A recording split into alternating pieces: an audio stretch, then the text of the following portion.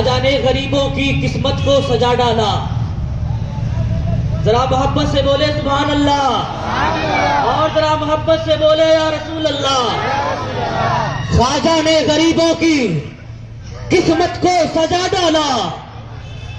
نانا کے مدینہ کو اجمیر بنا ڈالا، اور جنت جو شاہ جیلان نے بانٹی مریدوں کو، تو خواجہ نے بھی جنت کا دروازہ بنا ڈالا.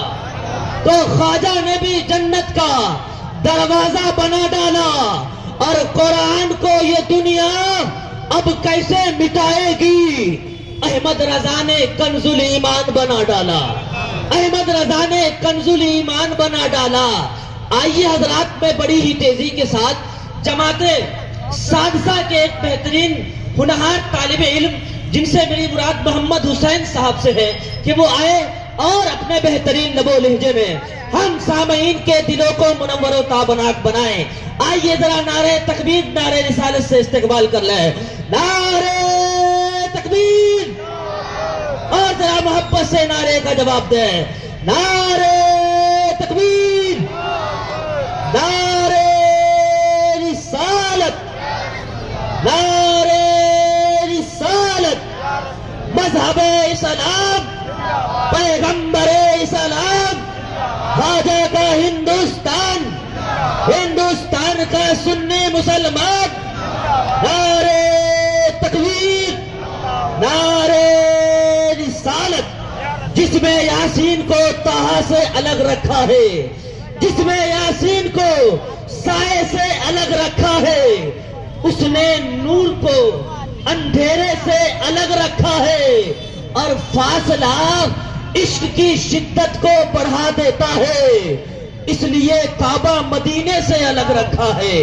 فاصلہ عشق کی شدت کو بڑھا دیتا ہے، اس لیے کعبہ مدینے سے الگ رکھا ہے. اور ایک نقطہ بھی گوارا نہیں، اپنی طرح نام محبوب کو نقطے سے الگ رکھا ہے. نام محبوب کو نقطے سے الگ رکھا ہے. اسکینر والا کیمرہ نہیں آتا؟ یہ میرے میں کیمرہ آتا ہے، یہ اسکینر کا آتا نہیں ہے. السلام علیکم ورحمۃ اللہ تعالی وبرکاتہ. الحمد للہ الذی وکفى وسلام علی عباده الذین اصطفى. اما بعد، اعوذ باللہ من الشیطان الرجیم. بسم اللہ الرحمن الرحیم. واما السائل فلا تنهر. صدق اللہ العظیم وصدق رسوله النبی الامین المتین الکریم. ونحن على ذلك لمن الشاہدین والشاکرین والحمد للہ رب العالمین.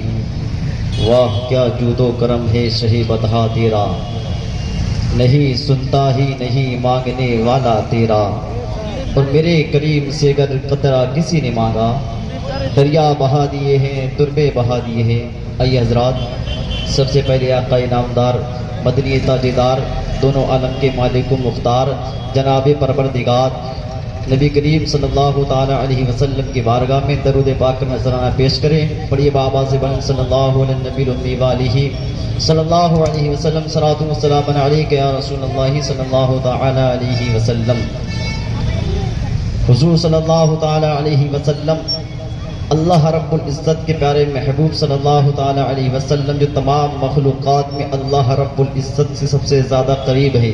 اور محبت کا تقاضا یہ ہوتا ہے کہ محب اپنے محبوب سے کوئی چیز نہ روک رکھے، اسے جس چیز کی حاجت ہو، جس چیز کی ضرورت ہو، اس کو وقت پر دے. اسے کسی چیز کی پریشانی، کوئی پریشانی اسے نہ آنے دے. میں آپ کو بتانا چاہتا ہوں، ایک ذات ایسی ہے جس کو رب کہا جاتا ہے.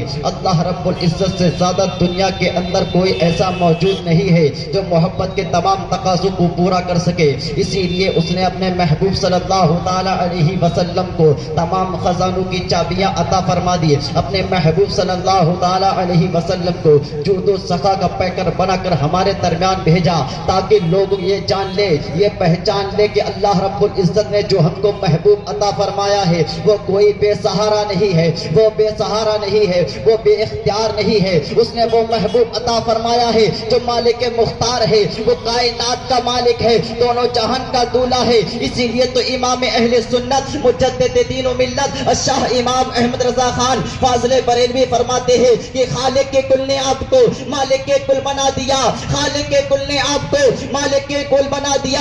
دونوں جہاں ہیں آپ کے قبض و اختیار میں. اللہ رب العزت نے اپنے محبوب صلی اللہ تعالی علیہ وسلم کو مالک مختار بنا کر بھیجا, لیکن آج ایک ایسا طبقہ موجود ہے جو نبی کریم صلی اللہ تعالی علیہ وسلم کے بارے میں کہتا ہے کہ جس کا نام محمد یا علی ہے وہ کسی چیز کا مالک و مختار نہیں ہے. میں آپ کو بتانا چاہتا ہوں, دوسری جگہ پہ اللہ رب العزت قرآن مجید والفرقان حمید میں ارشاد فرماتا ہے وَوَجَدَكَ عَائِلًا فَأَغْنَىٰ, اے محبوب ہم نے آپ کو غنی کر دیا. اب بتائیے اللہ کے خزانے میں ایسی کون سی چیز ہے جو موجود نہ ہو؟ اللہ کے خزانے میں ایسا کون سا ایسا وصف ہے جو اللہ رب العزت نے اپنے محبوب کو عطا نہ فرمایا ہو؟ اب آپ ہی فیصلہ کیجئے. اگر کوئی یہ کہے کہ نبی مالک کے مختار نہیں ہے, جس شخص کا نام محمد یا علی ہے وہ کسی چیز کا مالک کے مختار نہیں. دوسری جگہ اللہ رب العزت فرماتا ہے محبوب ہم نے آپ کو غنی کر دیا, فیصلہ آپ کے ہاتھ میں ہے کہ رب کا فرمان مانا جائے یا ان لوگوں کی بات کو مانا جائے. سب کچھ جھوٹا ہو سکتا, فرمان جھوٹا نہیں ہو سکتا.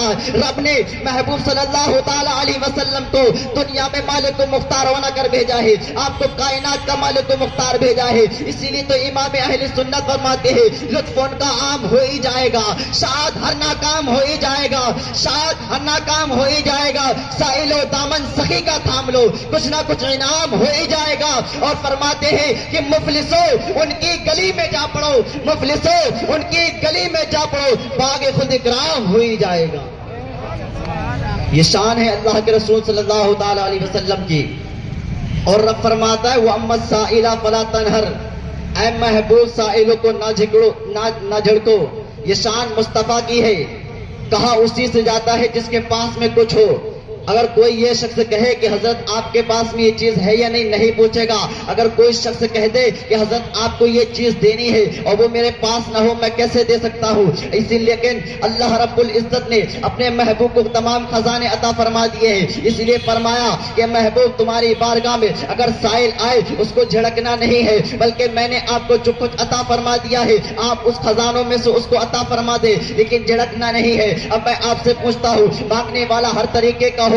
مانگنے والا ہو سکتا ہے بارگاہ مصطفیٰ میں آ کر کہے کہ مجھے عزت چاہیے, تو رب فرماتا ہے اگر کوئی عزت مانگے تو اسے دے دینا, کوئی شہرت مانگے اس کو عطا کر دینا, کوئی علم مانگے اس کو عطا کر دینا, کوئی سرداری مانگے اس کو عطا کر دینا. دنیا کی کوئی چیز مانگے تو آپ کو جھڑکنا نہیں ہے, اس کو عطا کر دینا ہے. دنیا کی بات الگ ہے. اے محبوب اگر کوئی جنت کا سوال کرے تو جنت بھی آپ کو عطا کر دینی ہے. یہ محبوب کی شان رب بیان فرماتا ہے. لیکن لوگ کہتے کہ وہ مالک مختار نہیں ہے. ارے کیسے نہیں ہے؟ جب سائل کی باری آتی ہے اگر مالک مختار نہ ہوتے تو یہیں پہ حضور عرض کرتے کہ مولا میرے پاس میں کیا ہے, میں لوگوں کو کیا دے سکتا ہوں؟ میں کسی چیز کا مالک مختار نہیں ہوں, میں کسی چیز کو کسی کو کچھ نہیں دے سکتا. لیکن نہیں فرمایا, اس کی نہیں عرض کی. لیکن اگر آپ کے پاس کچھ نہ ہوتا صحابہ سے بھی عرض کرتے, صحابہ سے آپ فرما سکتے تھے اے صحابہ میرے پاس کچھ نہیں ہے, میرے پاس کسی چیز کا سوال نہ کرنا بلکہ ڈائریکٹ رب سے مانگنا, رب تم کو عطا کر دے گا. لیکن رب نے کیا کہا تھا وَأَمَّا السَّائِلَ فَلَا تَنْهَرْ, اے لوگوں, اے محبوب کسی کو جھڑکنا نہیں ہے, بلکہ اللہ رب العزت نے اپنے محبوب کا تیار دکھا رہا ہے کہ اے سائلو اگر تمہیں دولت مانگی جاؤ مصطفیٰ کی بارگاہ میں چلے جاؤ, دولت ملے گی مصطفیٰ کی بارگاہ میں ملے گی, شہرت مصطفیٰ کی بارگاہ میں